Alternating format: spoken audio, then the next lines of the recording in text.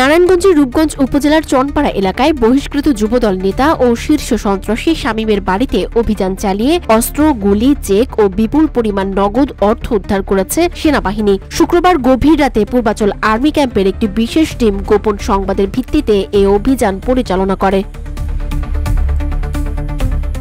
সেনাবাহিনীর সূত্র জানায়, দেশের চলমান নিরাপত্তা পরিস্থিতি বিবেচনায় জননিরাপত্তা নিশ্চিত করতে ধারাবাহিকভাবে অভিযান চালানো হচ্ছে। এরই অংশ হিসেবে কায়েতপাড়া ইউনিয়নের চনপাড়ায় এই অভিযান চালানো হয়। অভিযানের বিষয়টি আঁচ করতে পেরে শামীম ও তার সহযোগীরা কৌশলে পালিয়ে যায়।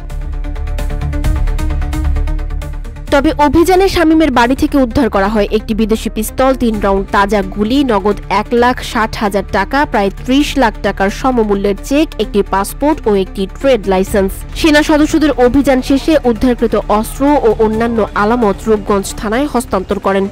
সমৃদ্ধির পথে এগিয়ে যেতে দরকার ইস্পাত দৃঢ় ভিত্তি।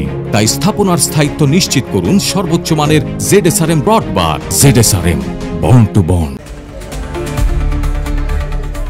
উল্লেখ্য, শামীম একসময় রূপগঞ্জ উপজেলা যুবদলের যুগ্ম আহ্বায়ক পদে ছিলেন। তবে সংগঠন বিরোধী কর্মকাণ্ড এবং সন্ত্রাসী তৎপরতায় জড়িত থাকার অভিযোগে সম্প্রতি তাকে দলীয়ভাবে বহিষ্কার করা হয়। এলাকায় তিনি শুটার শামীম নামেও পরিচিত।